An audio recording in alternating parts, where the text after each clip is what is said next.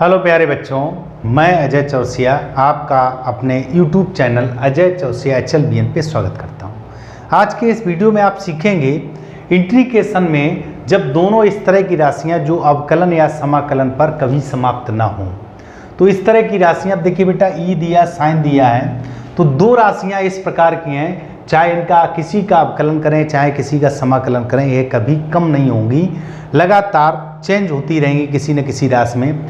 तो इस तरह के क्वेश्चन को हम किस प्रकार करते हैं, तो आप क्या करेंगे, मान लीजिएगा लेट i इज इक्वल ई पर पावर ax और साइन bx, ठीक है बेटा, और dx।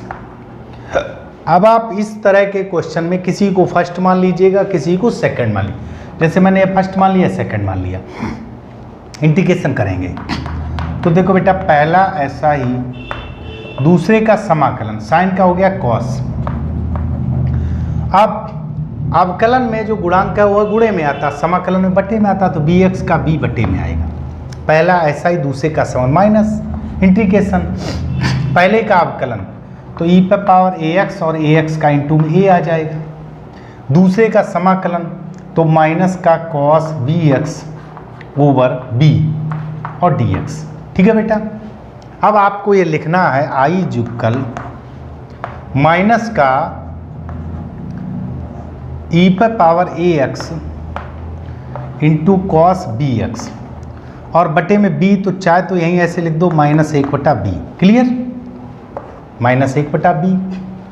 यह है माइनस, यह माइनस प्लस हो गया और a बटे b बाहर आ गया। इंटीग्रेशन में e पर पावर ax और cos bx इंटू में और dx। इस तरह के क्वेश्चन में द्वितीय समाकलन के बाद आपकी पद की पुनरावृत्ति होती। देखो अभी देख रहे हैं हम कर रहे हैं, i इज इक्वल माइनस का 1/b e पर power ax into cos bx, यह तो आपका इंटू में आ रहा, प्लस का a/b। यहाँ देखिए फिर फर्स्ट सेकंड लगाएंगे तो एक ब्रैकेट बना लो, चूँकि a बटे b का दोनों में गुणा, पहला ऐसा ही, दूसरे का समाकलन कॉस का साइन और बटे में b, ठीक है बेटा।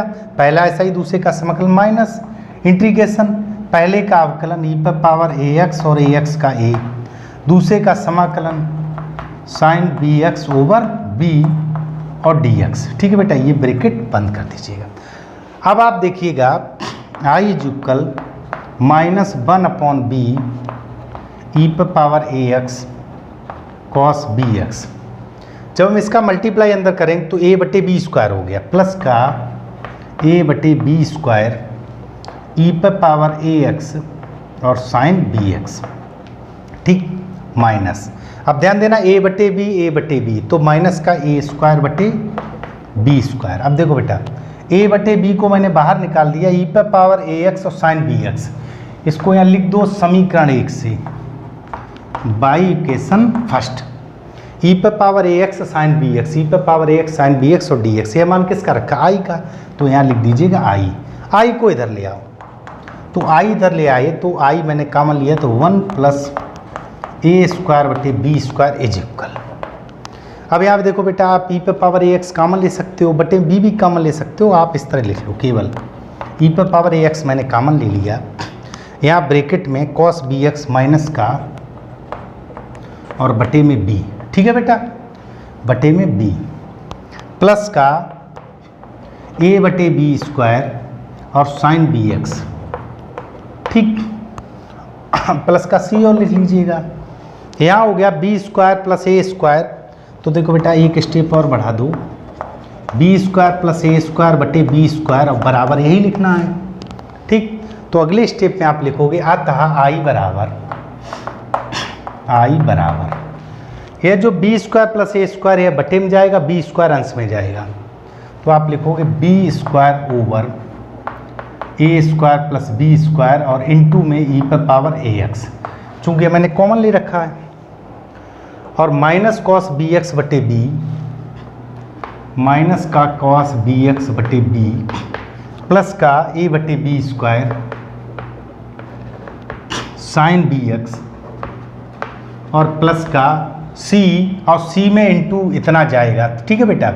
यह जो इंटू में है तो चाहो तो यहाँ पे लिख दो c इंटू ए स्क्वायर प्लस, देखो सी के मल्टीप्लाई में भी आपका, चूंकि ये अचर पद मैंने लिखा तो ये गुणे में जाएगा a square plus b square over b square. अब चूंकि ये भी बेटा अंकित मान है तो अचर पद है, इस पूरे को इकट्ठा सी लिख दो तो कोई फर्क नहीं है। तो डियर स्टूडेंट्स, मैं उम्मीद करता हूँ आपको यह क्वेश्चन बहुत अच्छे से समझ में आया होगा और इस तरह के वह सभी प्रश्न जिनमें आप देख रहे हो अवकलन करने पर या समाकलन करने पर कोई भी मान समाप्त नहीं हो रहा, पद बदल रहा है, तो इस तरह के क्वेश्चन में मोस्टली द्वितीय समाकलन के बाद पद की पुनरावृत्ति हो जाती है और हम उसका मान रख सकते हैं। यहाँ ध्यान यह रखना है, यह भी अचर पद है तो आप इसको केवल एक कांस्टेंट लिख देंगे तो भी कोई फर्क नहीं है। तो आशा करता हूँ आपको बहुत अच्छा समझ में आया होगा। मिलते हैं अगले और वीडियो के साथ, तब तक के लिए बाय बाय।